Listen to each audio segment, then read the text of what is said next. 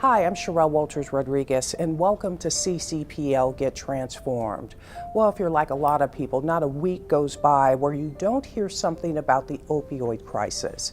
As a result, CCPL decided to work with county agencies and partnering with them to do something to battle this epidemic.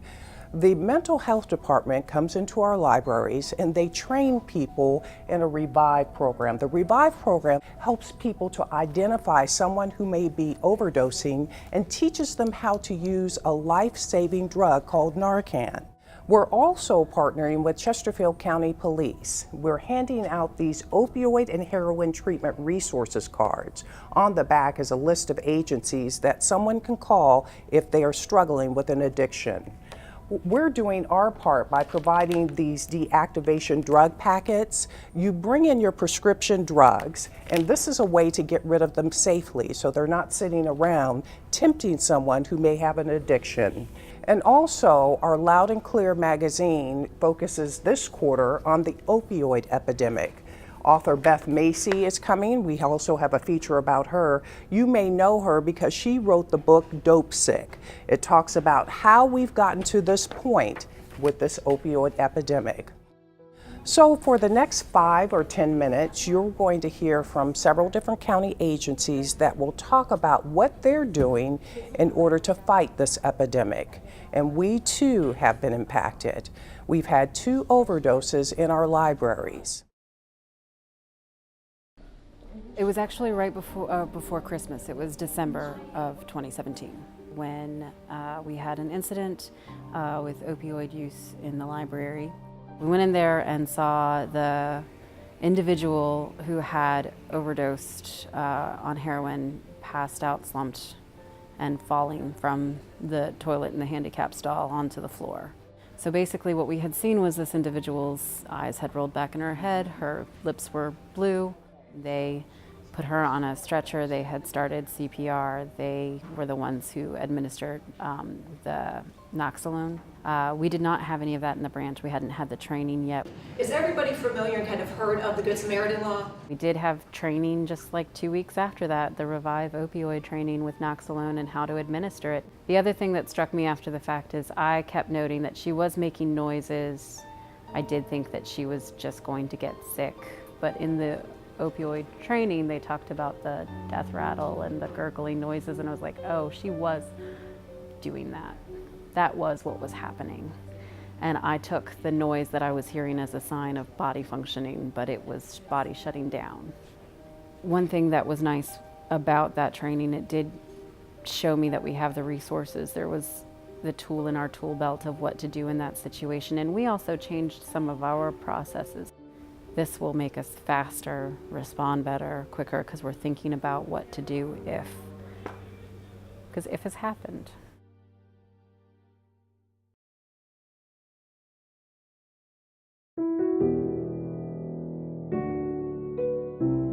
The grim reality of it is that it only takes once to kill you. And it also could be something as simple as a toothache. You know, you go get a tooth taken out and take your first pain pill or drink or whatever, and boom. We say 1 is too many and 1,000 is never enough. What are you addicted to? More. When I think back on that stuff, it was a war, man, every day. To wake up and have this obsession that is driving you.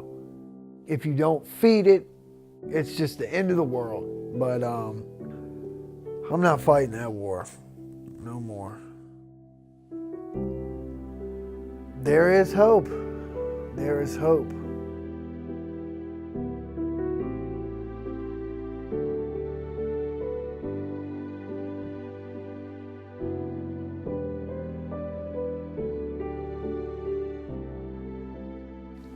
Drugs were more important than anything.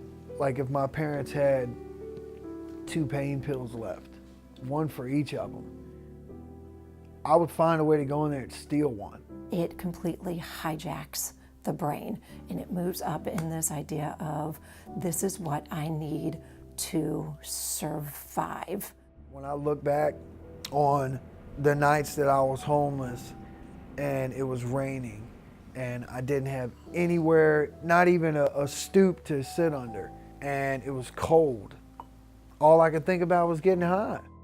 You know, people who struggle with this addiction so much so that they're willing to put their family members in harm's way. We've had individuals who actually have overdosed in cars with their children in the back seats. We've had individuals who've overdosed in bathrooms of restaurants with their children sitting on the baby changing table. So, you know, it's an epidemic that's just not exclusive to Chesterfield County, but it's a national epidemic that we feel really strong about. With the introduction of fentanyl into the game, just a small nanogram of that substance could impact an officer to the point where they can overdose on scenes.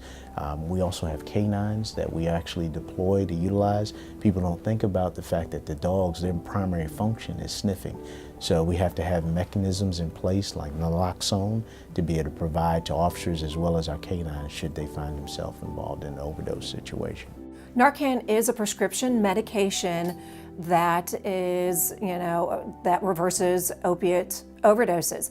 Basically what Narcan does, and its only effect, is when an individual takes any kind of opiate-based medication, there are opiate receptors in the brain, and if somebody takes too much of the opiates, it is a central nervous system depressant, which actually can slow down the breathing. When the breathing gets depressed enough, it can stop the heart. When the heart stops and you're not getting enough oxygen, the brain shuts down and death ensues. And so that's what we're seeing with kind of the opiate overdoses. And basically what Narcan does, when Narcan is administered, it goes in and goes immediately to those opiate receptors, pushes the opiates off the receptors and blocks them, which then wakes the person up to get them to start breathing again. It wasn't clinically proven that I overdosed, but I passed out and woke up hours later, probably by the grace of God I didn't die. Maybe even have more trainings through the libraries, or the Revive training, which is a state of Virginia program that helps to train individuals in being able to recognize and treat somebody who may be in an opiate overdose. Revive, I think, is an essential piece for change. There's hope. There is hope for the future. There's hope for you. It doesn't matter what your situation is, where you came from, what color you are.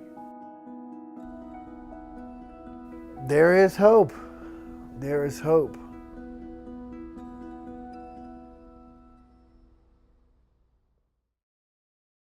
That feeling of hope became the theme as we talked to several county agencies doing their part in fighting this epidemic. As I mentioned, we also have New York Times bestselling author Beth Macy, author of Dope Sick.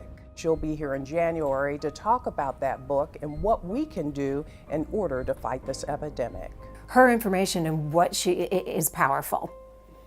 Just understanding and getting the background and how some of this has actually come to be, it helps to take some of the stigma away. And I think that's what we need to, focus more on within the community and educating, where the library, I think, can play a major role, is that, working on changing the stigma. They allow us to take that mask off and get real with ourselves and be honest for the first time for ourselves in order to have recovery for ourselves. This is another place where stigma is changing. The county jail's Heroin Addiction Recovery Program, also known as HARP. We also have classes offered. We have medical staff here. We have clinicians here. We have anything you could possibly imagine that touches on every single part of recovery and the healing process. And to be able to The comprehensive program is helping Joy. She's a mother of 3 with a master's degree in criminal justice. She's recovering from a life-changing heroin addiction. I was selling myself to be able to support my habit. You go from having an amazing career as a paralegal to prostituting. Everything's going to be all right. You ain't gotta be that person no more. Sheriff Carl Leonard launched HARP in response to a growing number of people entering jail with a drug addiction. I know a lot more things about myself now. At first I didn't recognize myself as an addict because I thought I was a functional addict, but come to find out there's no such thing as a functional addict. This epidemic is not indicative to a certain portion of community. It has no boundaries. It's in affluent neighborhoods, it's down in our in not so affluent neighborhoods. Major Frank Carpenter heads the police department's investigation bureau. He says policing has changed in response to the epidemic that in 2018 led to more than 200 overdoses in the county, 30 of them fatal. How has policing changed as a result of this drug epidemic? When we sit back and we look at it, you can't arrest your way out of a situation like this. There has to be resources put on the front end and even on the back end. Some of those resources include the Prescription Take-Back program and partnering with other agencies. How does the library play a role? We partnered with the libraries in Chesterfield County and we thought, hey, what a great idea. Let's do the same thing. If we can provide a resource card to every adult who comes in and checks out a book, it may not necessarily be for that particular individual, but the resources will be available for a different segment of society and population where they would be able to have this available to be able to provide to someone in need. The services that we offer here, we try to really kind of address kind of the whole person, but also offering individual counseling, the group therapy, having a peer here that we can link them to. Like other county agencies, Emergency Medical Services has had success in incorporating a peer-to-peer model into a fight to save lives. The Mobile Integrated Healthcare Team responds to families, single individuals that need resources in the county. So when she calls, she develops a rapport with the patient because of her background, and if they want help, then we go do what we call a home visit. Sometimes we meet at a library, sometimes we meet at a restaurant. Wherever they want to go, that's where we'll go.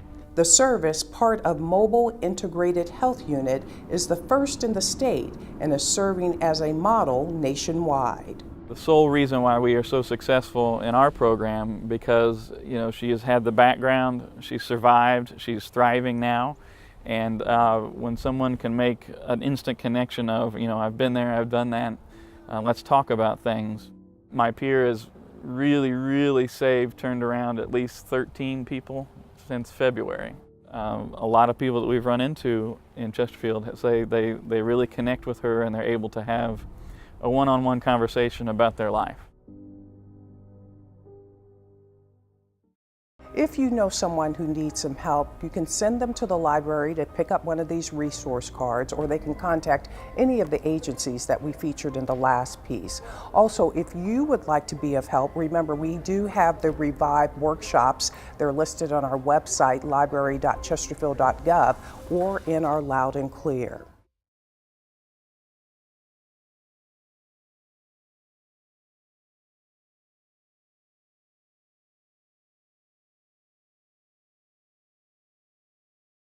Well, as I hope that you're seeing, we're here to serve our community. We're doing it in other ways as well, teaching people how to save money. Have you ever thought about how much money you can save by just doing this?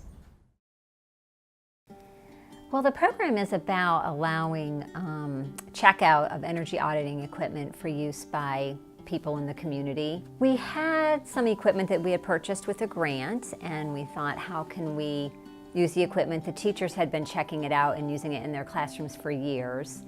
So they'd been calling us, emailing us. We're trying to figure out a way to get it to them and pick it up from them. And we said, well, how can we make this available for everybody? And so the public library system was the first thing that came to our minds, is let's try to work with public libraries, see if they'll be willing to check this equipment out. So for instance, you plug it into the wall and it has a display, and then you would plug your toaster into the monitor. So there's a plug on the outside of the monitor, and it would show you, when you push your toaster down, it'll show you how much use that toaster is generating, how many kilowatt hours or volts or amps. It'll do it in different measures.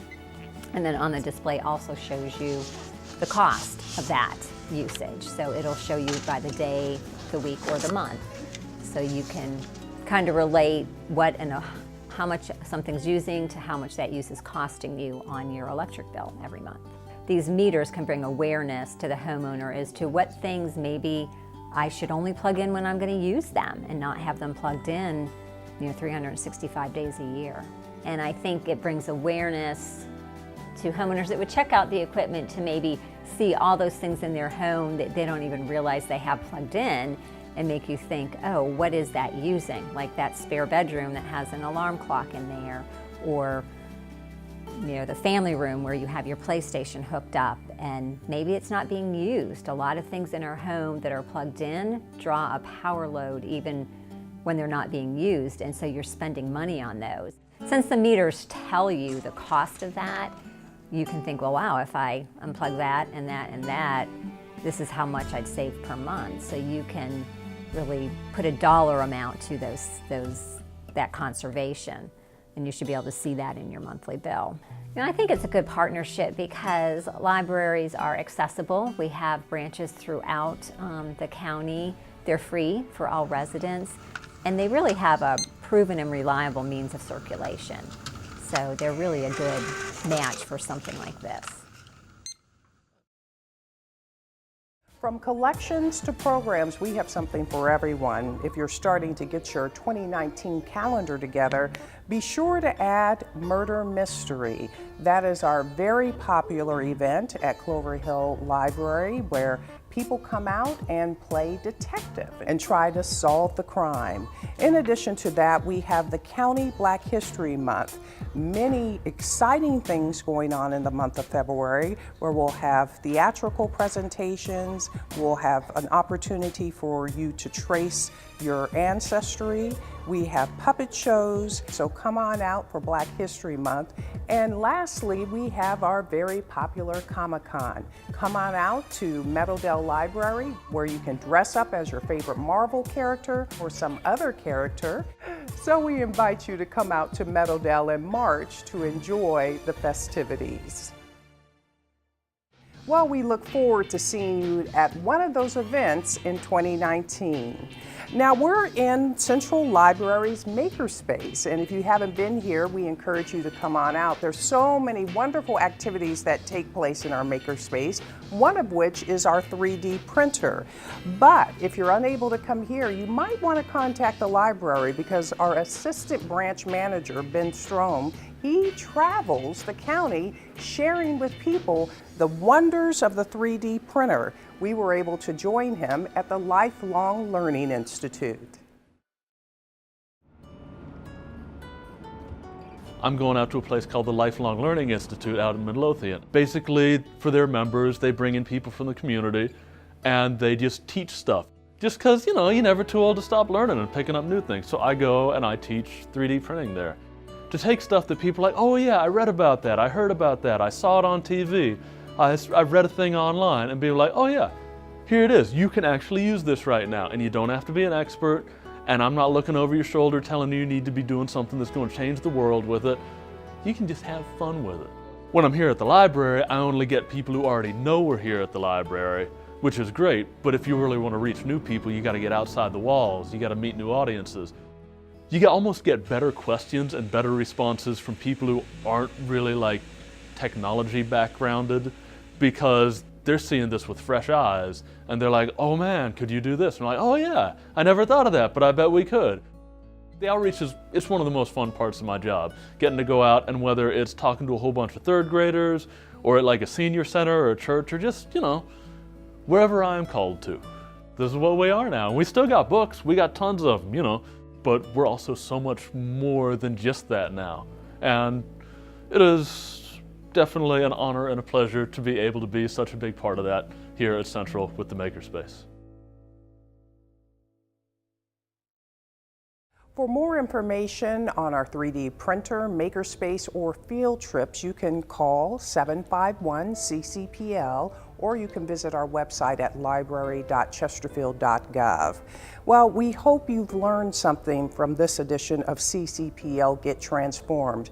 Again, if you know someone who needs some help with an opioid addiction, please contact us or get one of those resource cards that we showed you earlier in the show, or any of the other county agencies that we feature during this show. Thanks for joining us. I'm Sherelle Walters Rodriguez. This has been CCPL Get Transformed.